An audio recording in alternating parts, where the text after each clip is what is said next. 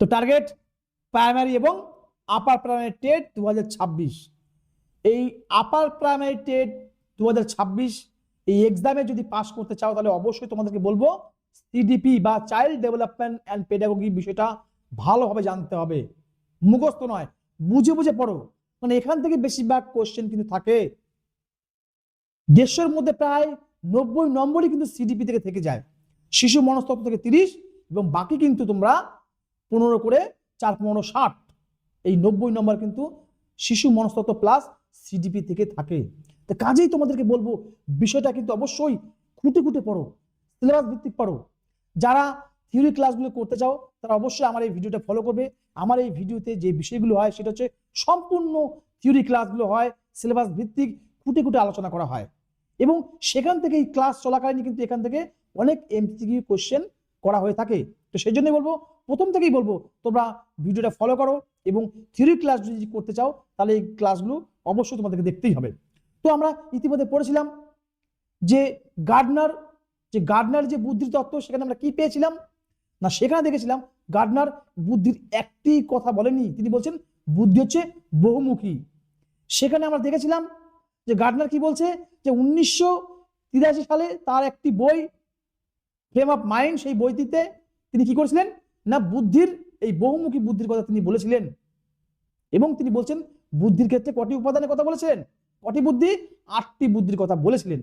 সে 8টি বুদ্ধি আমরা জানি, সেটা হচ্ছে ভাষাগত বুদ্ধি, গাণিতিক বুদ্ধি, শারীরিক বুদ্ধি, সঙ্গীত বুদ্ধি, প্রাকৃতিক বুদ্ধি, এরকম 8টি বুদ্ধির কথা কিন্তু সেখানে বলা হয়েছিল, সে ক্লাসে আমরা দিয়েছি। তো এখান থেকে কেমন ধরনের কোশ্চেন আসে, হয়তো বলতে পারে কবি, সাহিত্যিক, সাংবাদিক এটি গার্ডনারের কোন বুদ্ধির মধ্যে পড়ছে, তাহলে কবি নিশ্চয় কবি ভাব মানে ভাষা, তাহলে ভাষাগত বুদ্ধি।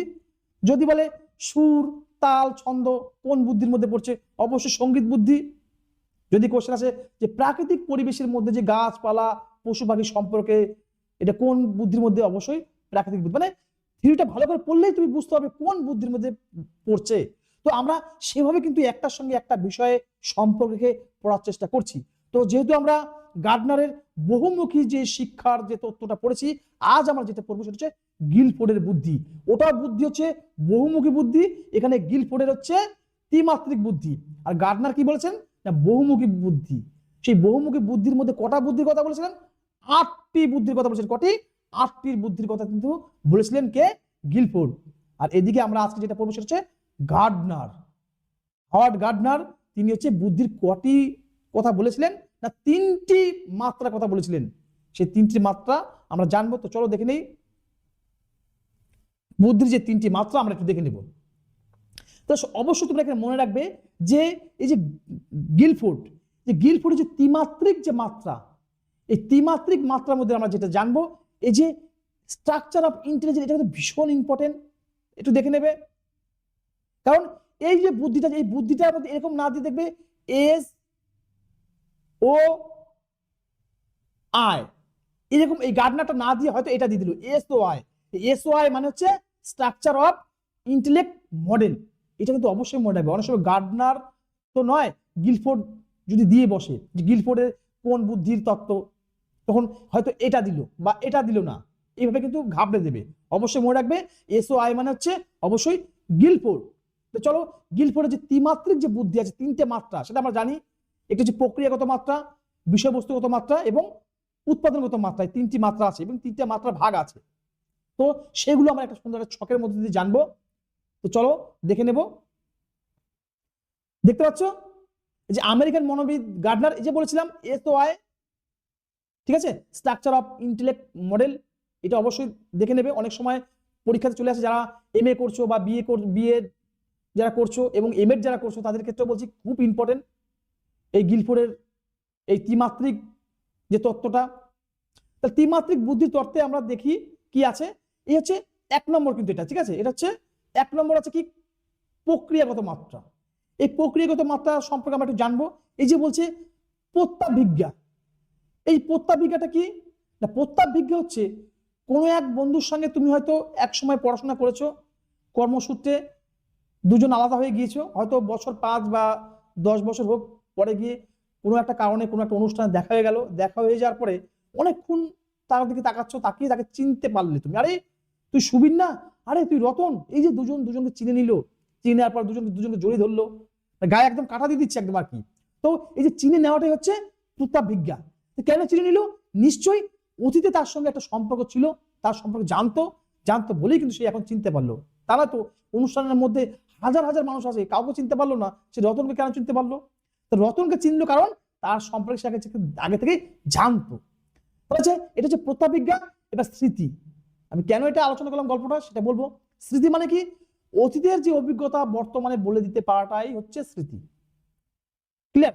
এবার তুমি স্যার পড়াচ্ছেন, তুমি ভালো করে সেটাকে দেখলে কিন্তু মনে রাখতে পারলে না, তাহলে তো স্মৃতি হবে না, স্মৃতি স্টোর হবে না। এখন আমি যদি তোমাদেরকে জিজ্ঞেস করি, বলতো এই যে গিলফোর্ডের যে ত্রিমাত্রিক যে মাত্রা, এই ত্রিমাত্রিক মাত্রার প্রথম মাত্রাটার নাম কি? তোমরা যদি বলো স্যার প্রথম হচ্ছে প্রক্রিয়াগত মাত্রা, তাহলে ভাববো তোমরা এটা শিখেছো এবং শুধু শেখোনি, শিখে মনের মধ্যে ধরে রেখেছো এবং সেটা পুনরায় বলতে পারছো, তার মানে স্মৃতিতে এসছে। আর যদি বলতে পারো স্যার আমি জানি তো স্যার মনে পড়ছে না, এটা কি হবে স্যার, আমি তো পড়েছি মনে পড়ছে না, তাহলে তুমি স্মৃতিতে রাখতে পারোনি, তোমার মেমোরিতে সেটাকে অ্যাক্টিভ করতে পারোনি, সংরক্ষণ হয়নি, তারপর তুমি ভুলে গিয়েছো। তাহলে আমাদের কোনো একটা বিষয় শুধু পড়লে হবে না, সেই বিষয়টা মনোযোগ দিয়ে পড়তে হবে, সেই পড়াটা মনের মধ্যে ধরে রাখতে হবে এবং পরবর্তীতে দেখতে হবে আমি সেটা বলতে পারছি কিনা। এইভাবে কিন্তু মেমোরিটা আরো বেশি স্ট্রং হয়। ঠিক আছে? তারপরে কেন্দ্র প্রসার চিন্তন, এগুলো প্রত্যেকটা বিষয়ে আমরা আলোচনা করব। সে সুন্দর একটা আমরা চার্ট তৈরি করে দিয়েছি, তো চলো সেখানে আমরা একটু আলোচনা করব। দেখতে পাচ্ছ, এটা হচ্ছে প্রক্রিয়াগত প্রথম যে মাত্রাটা। এখানে কি বলছে? 1 নম্বর বলছে যে জ্ঞান, এই যে বোঝা বললাম, কোন একটা বন্ধুকে চিনতে পারা বা চিনে নেওয়া। 2 নম্বর মেমোরি, আলোচনা করলাম কোন বিষয় বস্তুকে মনের মধ্যে রাখা এবং সেটা সঠিক সময়ে বলতে পারা। এবার 3টে নাম্বার মানে 3 নম্বর যেটা ভীষণ ইম্পর্টেন্ট, দেখো ডাইভার্জেন্ট থিঙ্কিং। এই ডাইভার্জেন্ট থিঙ্কিংটা কি? এখানে কিন্তু একটি প্রশ্নের একাধিক উত্তর থাকে, একটা প্রবলেম অনেকভাবে সমস্যার সমাধান করা যায়, সেটা হচ্ছে ডাইভার্জেন্ট থিঙ্কিং। আর কনভার্জেন্ট থিঙ্কিংটা কি? 4 নম্বর, এখানে কিন্তু এমসিকিউ, অর্থাৎ আমরা যে টেট এক্সাম দেব সেখানে 4টি অপশন থাকবে, তার মধ্যে একটি সঠিক অ্যান্সার থাকবে, সেই সঠিক অ্যান্সারটা তোমাকে বেছে বার করতে হবে, সেটা হচ্ছে কনভার্জেন্ট থিঙ্কিং। একটু দেখে নেবে।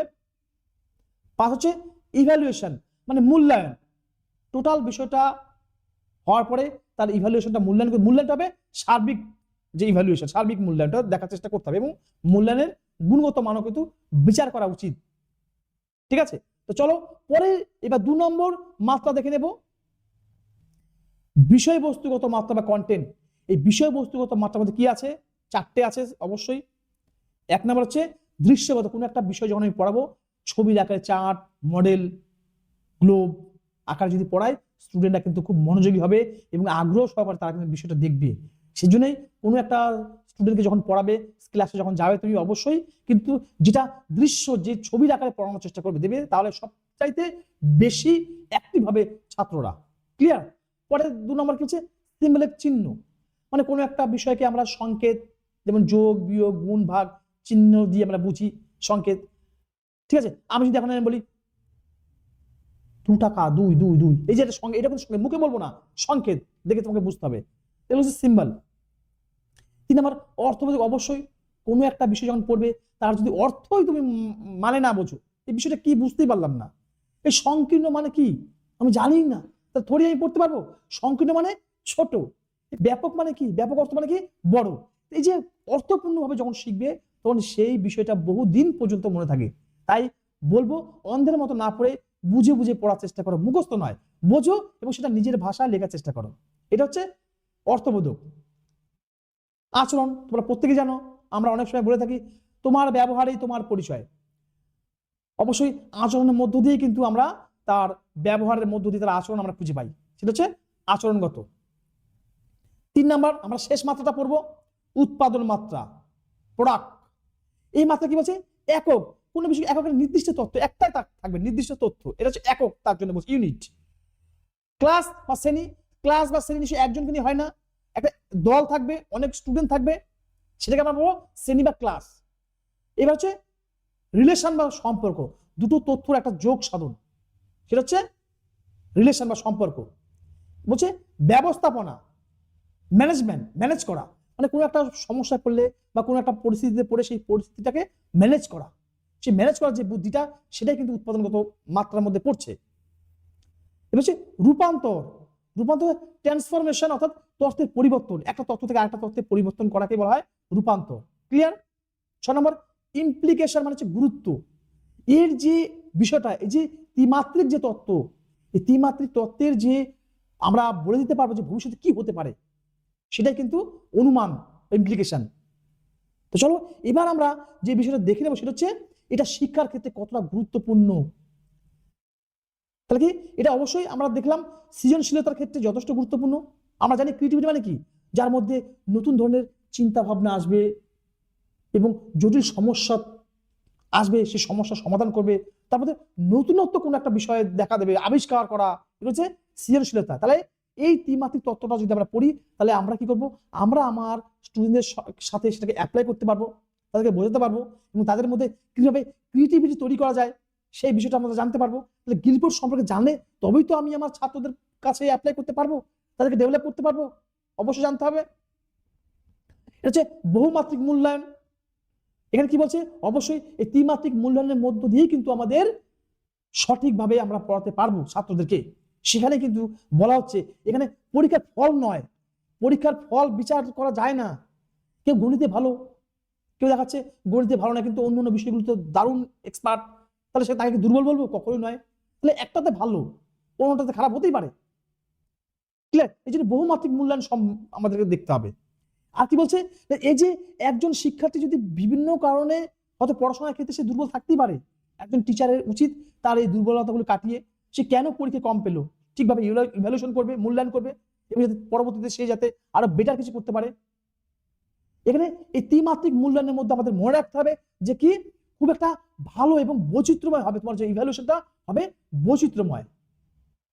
ক্লিয়ার? তো চলো পরের স্টেপ যে দেখে নেব।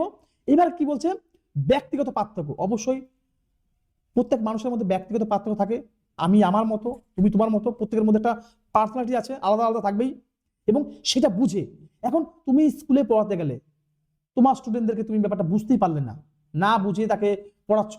একটা ছাত্রকে যখন পড়াবে তখন তাকে বোঝো তার মন কি চায়, তার পার্সোনালিটি, তার ব্যক্তিত্ব সম্পর্কে জানো, তারপরে তাকে কিন্তু শিক্ষা দাও। তবে দেখবে খুব দ্রুত তুমি শিক্ষা দিতে পারবে এবং শিক্ষাটা স্টোর হবে বেশি, অর্থাৎ তার মেমোরিটা তত বেশি স্ট্রং হয়ে যাবে।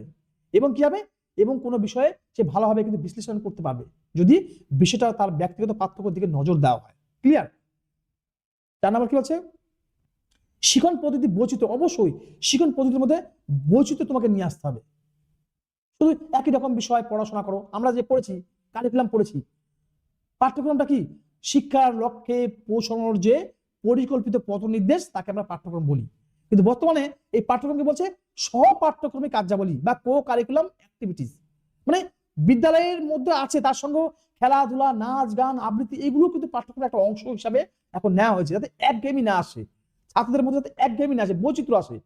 তাহলে স্কুলে যে সমস্ত অনুষ্ঠানগুলো হয়, সাংস্কৃতিক কালচার যে অনুষ্ঠানগুলো হয়, তার মধ্যে কিন্তু একটা একঘেয়েমিটা কেটে যায়, আবার পড়ায় কিন্তু মনোনিবেশ চলে আসে। এই বিষয়গুলি বলতে চেয়েছে। এখানে তোমরা যেটা বেশ মনে রাখবে, 1 নম্বর দেখো গণিত, এই যে কনভার্জেন্ট থিঙ্কিং, গণিত ক্লাসের সমস্যা সমাধান, রচনা হচ্ছে ডাইভার্জেন্ট থিঙ্কিং, এবং বিজ্ঞানের ক্লাস হচ্ছে এটা জ্ঞানমূলক ক্লাস। তার মানে এটা কি হচ্ছে, ইভ্যালুয়েশনটা কি কগনিশন ইভ্যালুয়েশন। ক্লিয়ার? এই যে আমরা আজকে পড়লাম যে ত্রিমাত্রিক যে তত্ত্ব, এই ত্রিমাত্রিক তত্ত্বের কতটা গুরুত্ব রয়েছে সেটা আমরা একটু জানবো। এর কি হচ্ছে সমগ্র ব্যক্তিত্বের বিকাশ। 5 নম্বর সমগ্র ব্যক্তির বিকাশ। একটা ব্যক্তির শুধুমাত্র শিক্ষা নয়, তার নৈতিক, সামাজিক, অর্থনৈতিক সকল দিকের ব্যক্তিত্ব বিকাশে কিন্তু হেল্প করে থাকে।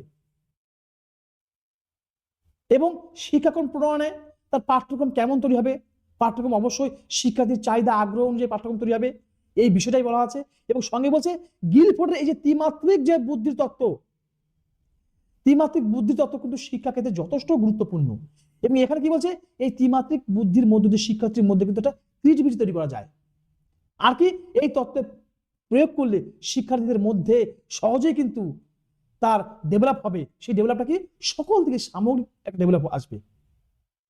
তো আমরা যে বিষয়টা পড়ছি যে গিলফোর্ডের ত্রিমাত্রিক যে বুদ্ধির তত্ত্ব, সেই ত্রিমাত্রিক বুদ্ধির তত্ত্বে আমরা কি পেলাম, যে 3টি মাত্রা পেলাম। একটি কি হচ্ছে, প্রথম যে মাত্রাটা হচ্ছে সেটা হচ্ছে প্রক্রিয়াগত মাত্রা, তারপর হচ্ছে বিষয়বস্তুগত মাত্রা, তারপরে উৎপাদনগত মাত্রা। প্রথম মাত্রাতে কটি আবার ভাগ করেছে, প্রথম মাত্রাতে আছে 5টি ভাগ, অর্থাৎ প্রক্রিয়াগত মাত্রার ভাগ হচ্ছে 5টি, বিষয়বস্তুগত মাত্রা ভাগ হচ্ছে 4টি, এবং উৎপাদনগত মাত্রা হচ্ছে কটি, 6টি। সেটা আমরা দেখে নেব, একটু দেখে নেব। প্রথম মাত্রা কটা আছে, প্রথম দেখো 5, তারপরে মাত্রা আছে কটা আছে দেখো, তারপরে বিষয়বস্তুগত 4, বিষয়বস্তুগত 4টে আছে, নেক্সট কটা আছে, কটা আছে 6টা। তাহলে গুণ করো, 4 5 20, 6 20, 120 ইজিক্যাল টু 120। তাহলে গিলফোর্ডের যে ত্রিমাত্রিক যে মাত্রা, ত্রিমাত্রিক মাত্রার প্রথমে তিনি কটি মাত্রার মোট মাত্রা কতটা, তাহলে 120। কিন্তু প্রথমে যেটা করেছেন, প্রথম হলে 120 এবং পরবর্তীতে 150টা কথা কিন্তু তিনি বলেছেন, এবং সেটা আমরা একটু প্রথমে নিয়ে চলে আসবো। দেখো তার আগে একটু আমরা দেখে নিই, এই মাত্রাটা দেখলাম, এবার আমরা দেখে নেব সেই মাত্রাটা কোথায় আছে, দিয়ে দিচ্ছি। এই দেখো এখানে দেওয়া আছে, দেখছো এখানে গুণে দেখবে, প্রথমে আছে 5টা, এই দেখো 5, তারপর আছে 6টা আছে, এই তারপর 4টে আছে, এই দেখো 4টি আছে, এবং সেই গুণে দেবে 6টা আছে, এই 6টা। তাহলে টোটাল প্রথমে যেটা বলেছে 120টি কথা বলেছে, এবং পরবর্তী যে মানসিক ক্ষমতা হচ্ছে 150টি। তো এইভাবে ফুটে ফুটে পড়ো, এখান থেকে যতই এমসিকিউ আসুক, আমি আশা করি বিষয় সম্পর্কে ধারণা থাকলে তুমি অবশ্যই অ্যান্সার দিয়ে আসতে পারবে। তো প্রত্যেকে বলবো, ভিডিওটা যদি খুব ভালো লাগে অবশ্যই লাইক শেয়ার করতে ভুলবে না। থ্যাংক ইউ, খুব ভালো থেকো, দেখা হবে পরবর্তী থিওরি ক্লাসে।